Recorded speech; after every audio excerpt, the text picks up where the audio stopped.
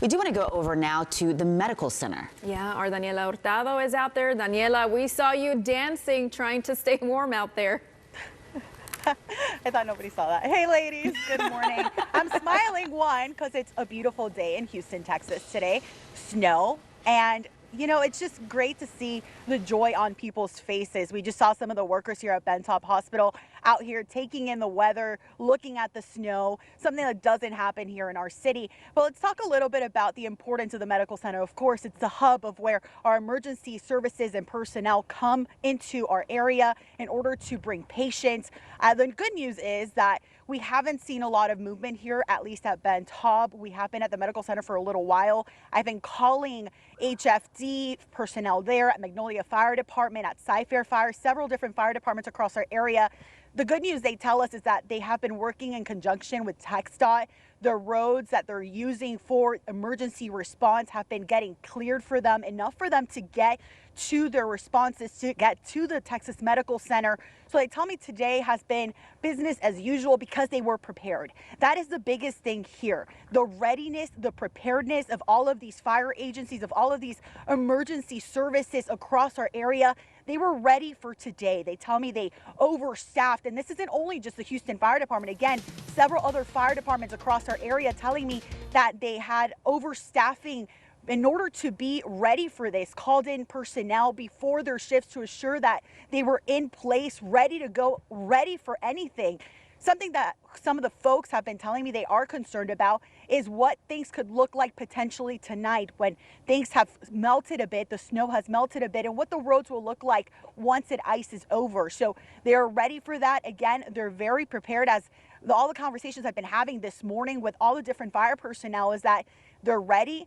They're staffed, they're working in conjunction with TxDOT, making sure that the roads that they're using are safe for them to get there. These are some big apparatuses, of course. We were talking to Cy-Fair Fire Department. They told me that they're using extra personnel if they're getting calls on the highway to assure that they're able to get their fire trucks on there safely. So they're sending personnel ahead of time to those calls, moments or minutes rather before, in order to make sure that their trucks are able to get to those calls safely.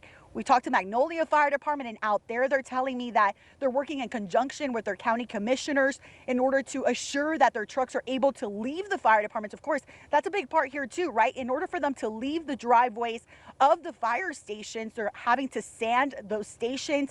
And they're telling me out there things are working as usual because of all of those efforts that have been made, all of that preparation that went into today. So far, so good. We are making calls to see how many carbon monoxide calls they have received so far today.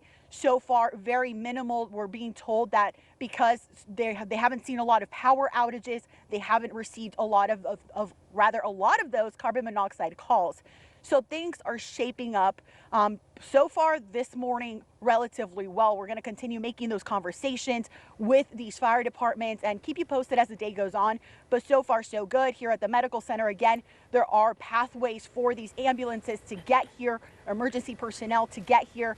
So things are looking good. Reporting live from the medical center, back to you guys at the desk. Danny, before you go, I know that you and your photographer, Rudy, had to get from the station in the West U area out to the Med Center. So can you kind of take us through how y'all were able to plan your route to get there safely and what the commute was like? Yeah, we took 610. We assured to drive slow, to take it easy.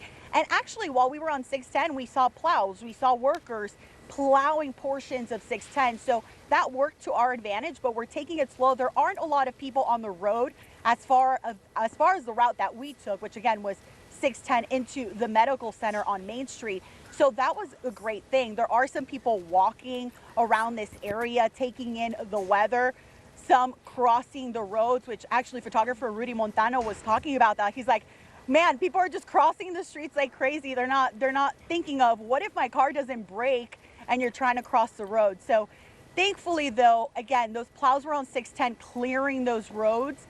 And once we got into this medical center area, we took the pathway that, you know, the emergency services are taking, so the road wasn't all relatively that bad.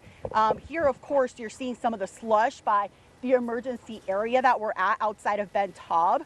but that's to be expected, right? You had snow on these roads. It's starting to slush over. I think I heard Micah Hatfield earlier talk a little bit about the slush that she's seeing as well. And of course, that slush becomes a little bit muddy as well. But as far as our route, we just took it slow. And I think that's the message. Stay off the roads if you don't need to be on the roads. But if you are on the roads, take it slow. Give yourself time.